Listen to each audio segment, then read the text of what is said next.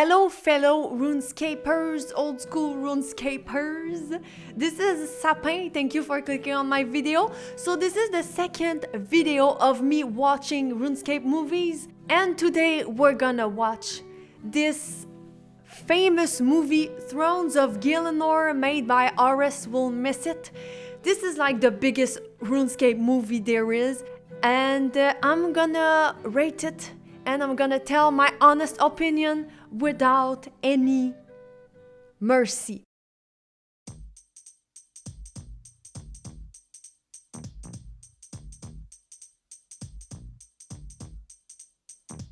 So this is the story of Saradomin.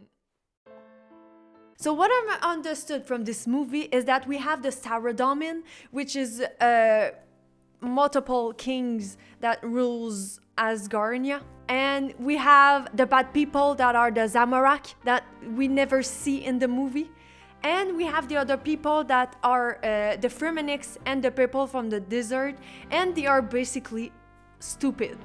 I'm not even kidding, this is how they are described. Extremely unintelligent people, typical example of all brawn and no brains. So the Fremenix attack Saradomin city, and Owen is killed by a bolt through his plate body.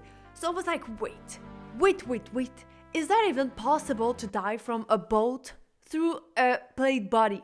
So I did some research and turns out it is impossible. So I stopped watching the movie. It's not even worth to watch that. No, I'm kidding. I continue to watch it.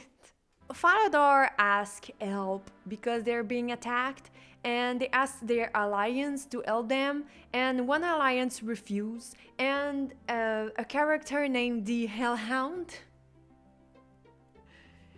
decide that it's not his place to not help them, and he leaves them. So at this moment I was like, okay, it's cool, we have real characters like Sir Tiffy, we have Reldo, we have real cities like Brimhaven, Falador, it's all the real places. But there's also a lot of links with Game of Thrones. We have the wildlings that live in the wilderness and kill everybody. I think this character looks a lot like Littlefinger. And they also have those weird moments that you get from Game of Thrones. So now we're in Falador. We might stay here or we might move. Might as well make the most of your treasures and women while we're here. My father was a noble from Ardange, one of the most well-respected men in the city. But all men at that level have their flaws, and I'm a result of that. One day he got a little drunk, and before you know it, some poor 15-year-old girl was carrying me. And we finally, at 25 minutes 40, we have a female character, guys. Ooh, it's the first time I see one. This is awesome, but she doesn't last long, so that's sad. Not now, Ellie. What do you mean not now? Are you gonna go have your little no girls allowed tea party? Huh. There's a lot of talking, there's a lot of consoles. Do you want to help them? We need help. Ask them. We need help. Ask them. They are attacking us and we need help. There's a lot of talking. But at 41 minutes, we finally have some action. There's a big fight at Falador with the Fremenix, and this huge monster appears, and the fight is over. And do you guys know what this character is? I've never seen one. Is that a summoning pet or something? I don't know. So back to the Hellhound. He walks somewhere and he finds the Prince of Asgardia, and he decides to protect him and bring him back to Falador. At the same moment, the King of Falador dies, so they need the prince so that he becomes the new king. Then at 1 hour 21, we have another fight. Finally, the Fremenix decides to attack the wizard tower, and they failed, so they go back home, and the chief of Fremenix just gets crazy and he tries to kill everybody, but someone kills him and there's a new chieftain.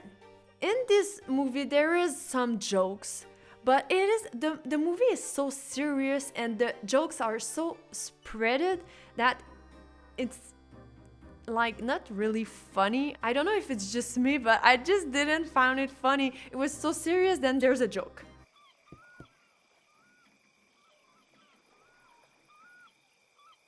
Look at all those chickens! It's super serious, then there's a joke, but it never, I don't know. I think it's probably why people call it cringy, because the jokes are not that good.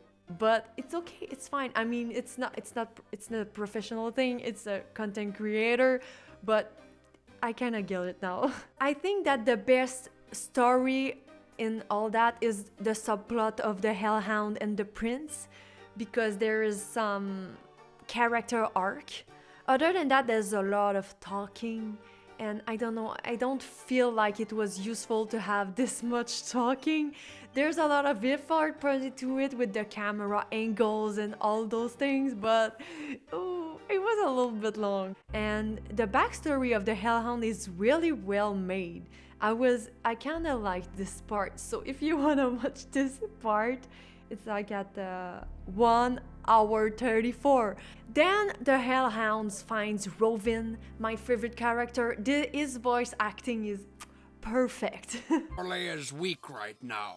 Very weak. And he ends up killing Rovin, and he dies, and he asks the prince to finish him. The prince finish him, and then at the same time the monks arrives, and this is kind of awkward.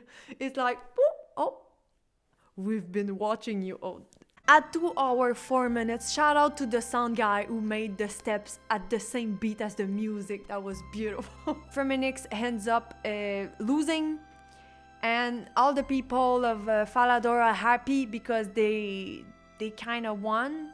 But they said at the end that no one wins because a lot of people died during this fight. And the moral of the story is to be selfless instead of selfish. To be honest with you, all I was waiting for is the bad voice acting. But there wasn't really any bad voice acting, so I was really sad. But I did a little small compilation of the voice actors that stand a little bit out. But Mom, I'm waiting for Daddy. Where is he? He told me he was bringing me a toy. I'm so sorry, Chieftain. I really am. But we were pushed back again. Or faced a dagger. Ooh, oh, happier, man. Give me a... All right. This was a different type of video for me. If you enjoyed it, please leave a like. Tell me in the comments if you watched this old movie when it came out, or if you're gonna plan to watch this movie, and tell me your opinion on this. I'm very curious to know what your opinion on it is. And see you next time. Thank you for